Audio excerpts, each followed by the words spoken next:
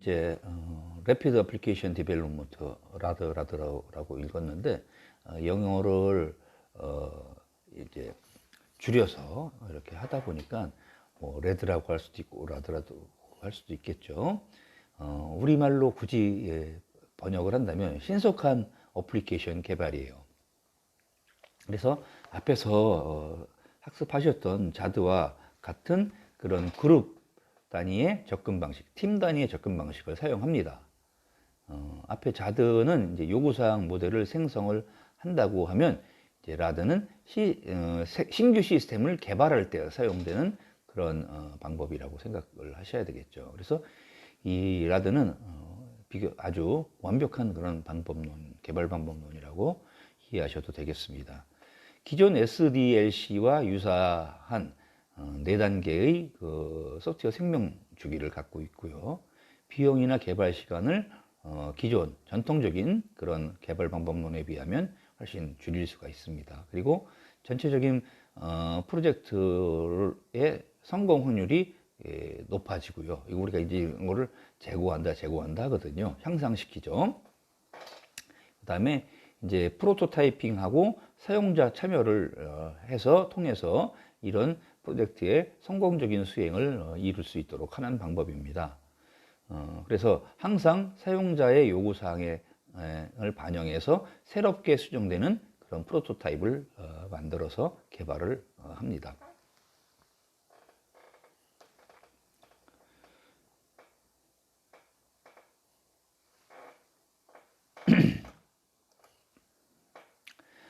라드 모델은 4단계로 이루어져 있다고 말씀드렸죠.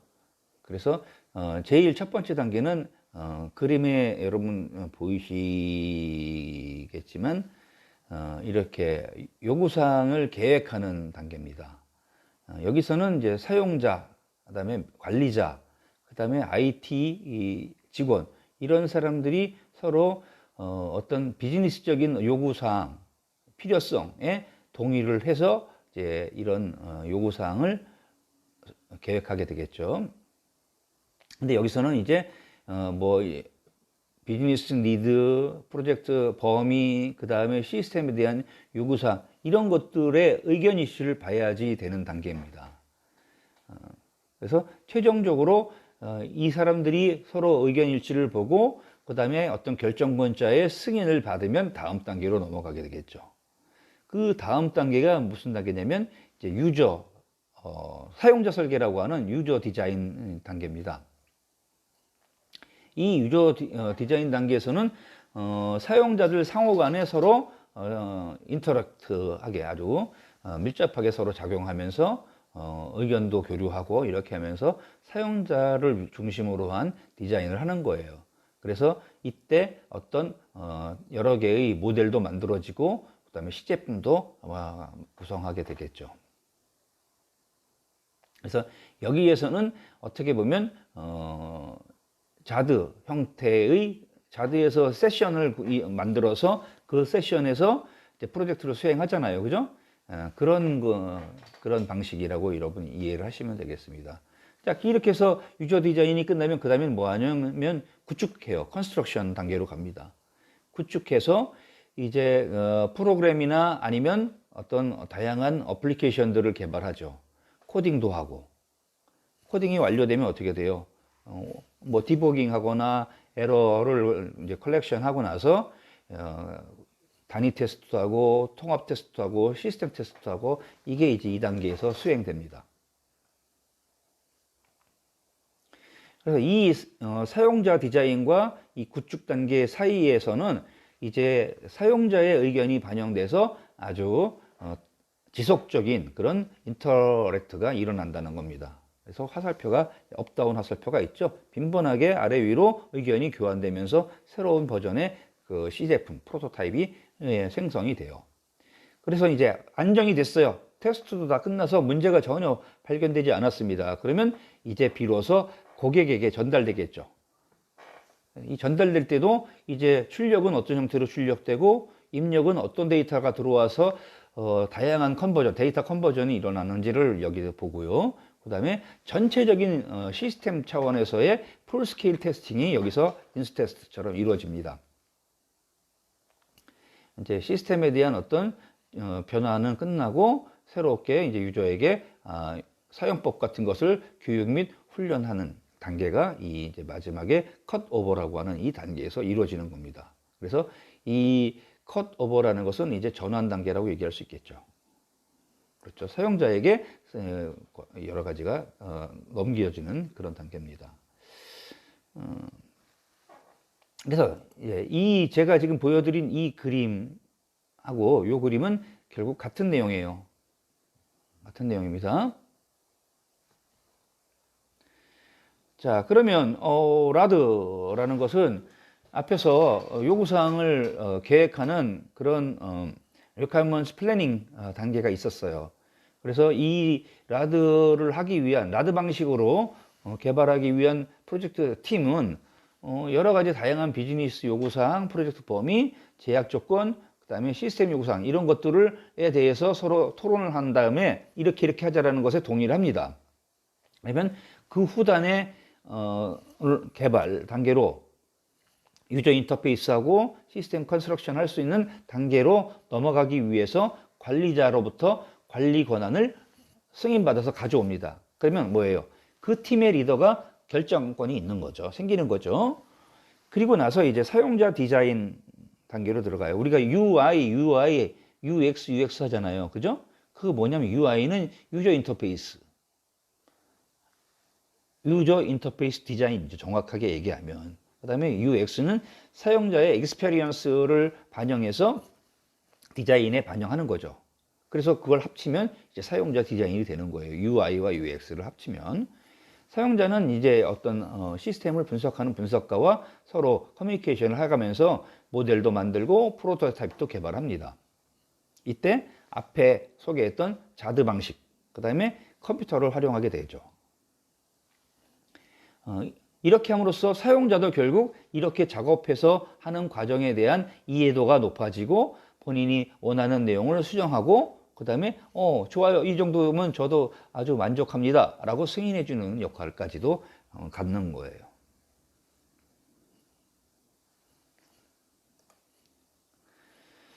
우리가 라드를 하는 적용하는 그 목표는 시스템 개발을 하는데 그 개발의 모든 전체 과정에 사용자를 참여를 시킵니다. 이렇게 함으로써 결국 최종 단계에서 사용자가 고객이 불만족해서 다시 해주세요 하는 것보다 이렇게 매 단계마다 사용자가 참여함으로써 전체적인 개발 시간이나 비용을 줄일 수 있더라 하는 거예요. 설계가 진화하고 발전해 나가면서 또 개발팀이 필요한 수정사항을 이제 그때그때 반영시키기 때문에 최종 단계에서 10가지 나온 것보다는 이렇게 해서 한 가지 발생시키도록 하는 이런 방식을 함으로써 신속하게 개발 작업이 이루어질 수 있다는 거죠. 그래서 이런 라드의 장점은 무엇보다도 비용 절감에 있습니다. 그리고 신속한 개발, 비용 절감과 신속한 개발이라는 장점을 누릴 수가 있고 단점은 이제 품질의 일관성을 유지하기가 어렵고 설계 표준을 새롭게 개발을 하는데 이게 조금 어렵죠. 왜냐하면 그 사용자의 요구사항이라는 게 그 변덕스러울 수가 있잖아요. 그죠? 또 A라는 사용자가 일관성을 가지고 쭉 참여해서 그 사람의 의견만 반영시키면 어떤 문제가 있어요? 그 사람한테는 특화되지만 다른 사용자는 불만족스러울 수 있다는 게 또 문제가 될 수 있잖아요. 다양한 사용자들을 참여시키다 보면 어떻게 돼요? 이 프로젝트 팀의 또 규모가 커지죠. 그러면 의사결정 보기가 어려워요. 이런 문제들을 단점으로 갖고 있죠. 자, 요즘은 진짜 에이자일 방법에 대해서 제가 굉장히 관심을 많이 갖고 있어요. 이게 이제 어떻게 보면 가장 최신 방법이기도 하고요. 이 에이자일은 메소돌로지라고 하지 않고 메소드라고 지금 자꾸 얘기를 하고 있어요. 그죠? 그래서 이 에이자일 방법에서는 일련의 프로토타입을 구축을 하고 또 사용자 요구사항에 맞도록 사용자를 만족시킬 수 있도록 지속적으로 변화를 수용합니다. 조정하죠. 그래서 시스템을 한꺼번에 한 방에 끝나겠다는 그런 건 아예 생각도 하지 않고 이제 여러 번 계속 수정하면서 최종 목표를 달성하겠다 이렇게 정하고 있습니다. 그래서 개발자는 항상 이전 버전을 수정하고 그것을 확장하고 궁극적으로 최종 개발품으로 이렇게 합산할 수 있는 그런 유연성을 가지고 있어야 돼요. 이 에이자일은 결국 지속적인 사용자의 피드백을 수용하려고 하거든요. 그래서 어떤 인크리먼트 아니면 이터러티브라고 하는 증분을 제일 처음에 하나의 벽돌을 쌓아놓고 차곡차곡 벽돌을 쌓아 올려서 최종적으로 집을 짓겠다 이런 거죠. 이런 방식도 있고 거꾸로는 어떻게 돼요? 큰 윤곽은 잡아놓고 하나하나 빼나가는 방법도 있어요. 그죠? 왜 빼는 이유는 뭐예요? 먼저 큰 집은 지어놨지만 얘는 허물기보다는 새롭게 조각조각 바꾸려고 하는 거예요. 이제 그렇게 하는 방식도 있어요. 그래서 이런 에이자일 방법은 변화에 매우 유연하고 효율적이죠. 그리고 대신 결과물이 계속 나오잖아요. 그죠? 이렇게 함으로써 프로젝트를 검증하고 리스크를 줄일 수 있는 그런 장점은 가지지만 이제 단점으로는 이 팀 구성 멤버들이 퀄리티가 좀 있어야 돼요. 뭐 어떤 각 분야의 뭐 소프트웨어, 하드웨어, 네트워크 예를 들면 이런 것에 다 전문 숙련가야 되고 또 이 사람끼리 서로 항상 대화를 하면서 이 프로젝트를 수행하기 때문에 대인관계 기술, 커뮤니케이션 할 수 있는 능력이 굉장히 중요시 됩니다.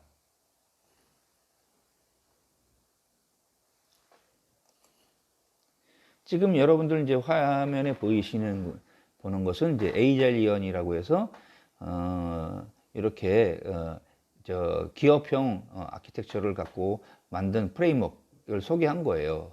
그래서 요것들 화면 한번 여기 보면 이제 뒤에서 배울 UML 모델링 툴도 있고 유스 케이스 툴도 있고 그 다음에 비즈니스 모델링 할 수 있는 방법도 여기 소개가 되고 있죠. 그리고 일반적인 모델링 하는 방법도 ERD나 이런 게 이 프로그램에서 다 제공되고 있습니다. 그래서 여러분 이제 제가 이 수업에서는 이 정도 소개하는 걸로 마치지만 여러분들은 혹시 관심이 있으면 이 정보를 활용해서 한번 좀 잘 파악을 해서 이제 곧 있을 프로젝트에 이것을 적용을 하시면 좋겠습니다.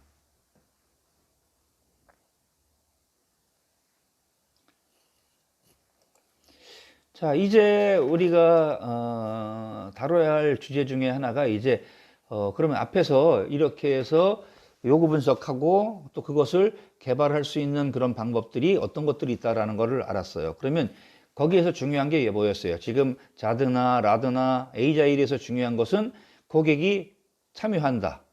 그리고 팀 단위로 프로젝트가 수행된다.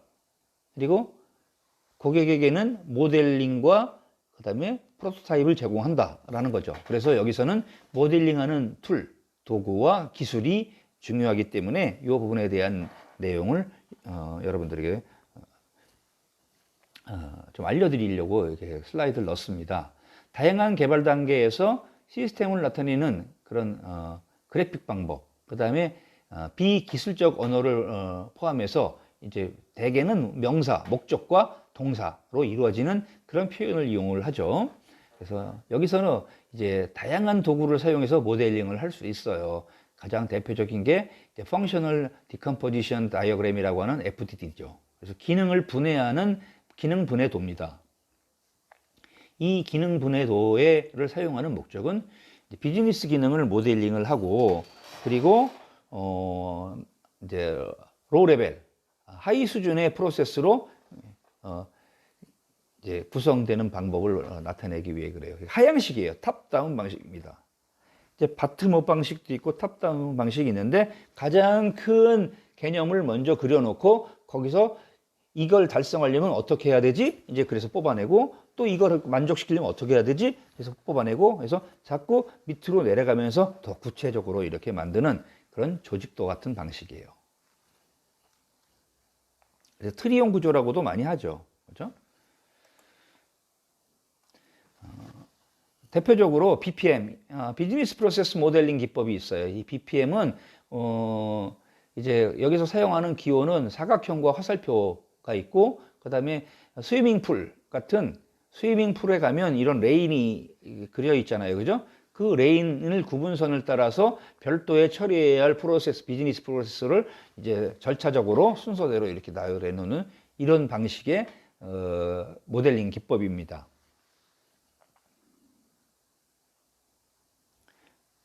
그죠? 이 수영장에 있는 스위밍풀이고 레인을 구분해서 하나의 레인에서는 이제 어떤 독립적인 비즈니스 프로세스가 이루어지죠.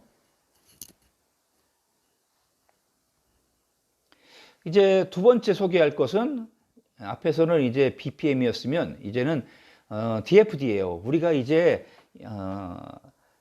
사실은 이걸 가장 많이 사용한다고 보셔도 되겠죠. 데이터 흐름을 중심으로 우리가 그래픽 도면을 그리는 겁니다. 그래서 우리가 자료 흐름도 또는 데이터 흐름도라고도 해요. DFD. 시스템이 데이터를 저장하고 처리하고 변환하는 그 과정을 이제 나타냅니다. 그러니까 데이터를 처리하는 데이터 중심과 프로세스 중심의 그런 그림이죠. 그래서 추가하는 그런 해야 되는 정보나 세부 정보는 다른 관련 DFD에 이렇게 화살표로 해서 별도로 그려줍니다. 그리고 그게 어디로 파생됐다라는 걸 여기다가 기록을 해줘요. 이제 여러분 그림에 보이시는 거에 보면 이렇게 이제 의미가 있어요. 사각형도 의미가 있고, 이제 화살표도 의미가 있고, 그 화살표 위에 써 있는 이런 텍스트도 의미가 있죠. 그래서 이것에 대한 것은 데이터 흐름도는 뒤에 아주 좀 더 상세하게 배우겠지만 기본적으로 네 가지 요소를 이용해서 DFD를 합니다. 또 DD라고 해서 데이터 또 자료 사전이라는 것도 있는데 이제 그런 것들에 대해서 한번 다시 살펴볼게요.